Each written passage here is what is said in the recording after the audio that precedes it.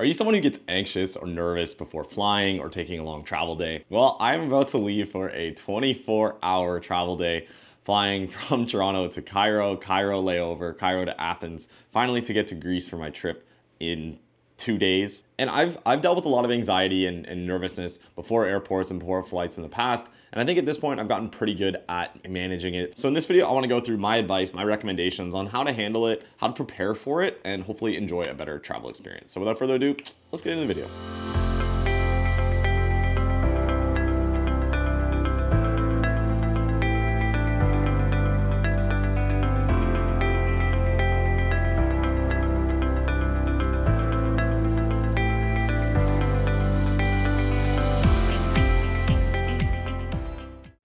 Welcome back to Lifting Nomad. My name is Alex. If you're new to the channel, my channel is all about travel, fitness, lifestyle, living that balanced life that lets you enjoy a little bit of tequila while still enjoying the gym. And again, in this video, I want to talk about travel anxiety, as it is a really big issue. And I've had some times in the past where I've been in airports like debating canceling my flight. I've been on planes like even debating like freaking out and like crying and being in the bathroom and trying to splash water on my face to come to. And it's not a good feeling. I'm sure if anyone who's dealt with anxiety not on an airplane, you know how hard it is to battle it and deal with it. So I find that gets even more amplified when you are in a compressed metal can, 30,000 feet in the air, flying somewhere you're maybe not familiar with. Maybe you don't know anyone on board. Maybe you're stressed out about something at home. There can be a lot of reasons I find that amplify the magnitude of my anxiety symptoms. So when I am getting ready for a flight, there's a couple things I like to prepare for. For a little bit of context too, I've taken probably 50 flights in the last 3 years. Like, we're talking Taylor Swift on a long weekend kind of levels. So I'm pretty comfortable doing it now. So it's even when I'm getting anxiety, that's where I know that there's definitely going to be other people who don't fly as much who get it as well. So I thought this might be useful. So first things first, the day before I find is super important to actually making the travel day more enjoyable. There's a couple of things I never do anymore. I'm in my late 20s now, and anyone else in your late 20s, I'm sure you feel this. My anxiety from hangovers is way worse than it used to be in my early 20s. I don't know what exactly happened. My friend's in med school and she was talking about how she's actually doing a thesis on the effect of like a late stage second version of puberty for guys in their late 20s, early 30s, where like your beard comes more in, you get more anxiety, you get more depression, all this stuff. So maybe that's true, maybe it's not, I don't know. My financial situation has not changed, but I find I get way worse anxiety from being hungover in my 20s for no apparent reason. So you combine that with the fact that now I'm about to go on a 24-hour flying day to somewhere that I've never been before, to a country where I don't speak the language, and I'm solo traveling for it. It's definitely going to be, it's a scary thing. There's no doubt about it. So if I was to try and do this while hungover, it is a nightmare. I've flown hungover before. I think most people have. And in my experience, there's really no remedy for it once you're on the plane. It's stressful. I can't sleep like that when I'm hungover. I find I'm just like always like nodding in and out, even with a good like sleep pillow, even with like my favorite Harry Potter on, even taking like 2 or 3 sleeping pills, a couple pints in the lounge. Like, I just find I cannot get to sleep. So now like my rule is always the night before a plane ride, I do not drink pretty much any alcohol. Like, maybe if I'm still on vacation the last night, I'll try and like have like a couple drinks during the day, or maybe like a glass of wine with dinner, but definitely not being hungover the day of a flight. Ideally, even if I'm like on like a true vacation, like a cruise or an all-inclusive, or like just backpacking or something like that, I will give a 1-day buffer at the end of my trip to simply decompress in like a hotel or a private of a hostel and just like get delivery, watch movies, sleep, like just really come back to baseline before my flight. That way the next morning I'm able to wake up, feel like a human being again, and actually go to the airport. Also, the day before, I try and pack as much as I possibly can. I have a couple friends who are just like super last minute and just leave this until the hour before they're supposed to leave. And I find, again, it's just like stressful and anxiety inducing. Like, take the night before when you have the time, pack, plan ahead. Like, I always do a to-do list of things that I need. I always have a cross-body bag, which is where I keep my passport, and that never comes off of me from the time I leave my house until the time I'm on the plane.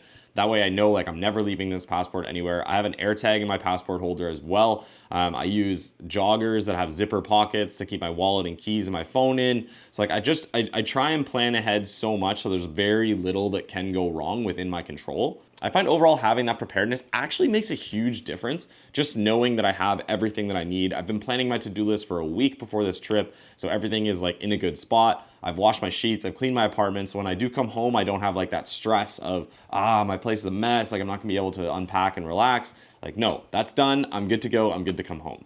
All right, so that's like before the trip. What else do you do during the trip? For me, there's a couple other things I like to do as well. And fortunately, I'm lucky that my mom doesn't actually like me going off on these solo trips too much. And she gets really, really paranoid while I'm gone. So she always asks me for like the flight numbers, the location of where I'm staying, who I'm gonna be with, how long I'm gonna be there, that kind of thing. And you know, as a kid, I used to think, oh, this is just like maybe like micromanagement or overparenting, but it actually is kind of a nice feeling knowing that someone somewhere is paying attention to where you are, where you're going, who you're gonna be with, where you're staying. She typically uses like this flight tracker app. I don't know actually what app she uses. I don't use one, but I always just give her my flight number and she's able to watch me in the air where I'm flying to. And I guess like that gives her some peace of mind. And it kind of gives me some peace of mind too, knowing that at least like I said, someone somewhere is actually keeping an eye out for you. Especially as we all know, our mothers have some kind of superpower. Like when I was a kid, I remember I would lose something, and if I couldn't find it, my mom always could. And if she couldn't find it, that thing was gone. So to have that mental fortitude, knowing that someone is taking care of you, it definitely helps. Also on the travel days, if you are someone who does get stressed out at airports, like I said, I'm pretty used to them now. I do have like global entry and a lot of like airline status, and I have like lounge access and that kind of stuff. Not a flex, I'm just saying I have a smoother experience in airports than most people. I'd always recommend like getting there like 3 hours early. Again, I have friends who just like sandbag this so much and get there like an hour before their flight. They don't check a bag, they try and walk on as soon as they can, crush a beer in like one of the bars by the gate, and then just immediately run on the plane. And it's just like, it's so nerve-wracking for me. I would much rather take the time of being there early and waiting at the airport. Like oftentimes when people are late like that, they're just sitting at their house, maybe watching TV or like sleeping or something. Like you can do that at the airport so that the distance between when you wake up to needing to get to your gate is like 5 minutes versus 2 hours, right? So I'd always recommend, if it is an international flight, get there like 3 hours early. If it's domestic, get there 2 hours early. It's just peace of mind. It's so much more relaxing knowing that you're in no hurry. You don't have to run through the airport. You don't have to rush. You can just like woo-saw a little bit and actually enjoy the experience. And if you are someone who likes to sleep on planes, depending on the length of the flight and if you're flying like premium economy, business, or economy, I typically, if I'm flying and sleeping in economy, try to get a window seat. That way I'm not getting woken up by anyone going to the bathroom. Always go to the bathroom before you get on the plane. That way hopefully you can last the whole flight. I've gone like 8, 9, 10 hour flights without needing to. Flex. If it's a flight I don't want to sleep on, I will take the aisle seat. And additionally, if there's like even a small chance I might be hungover, I'll take like an aisle seat near the bathroom.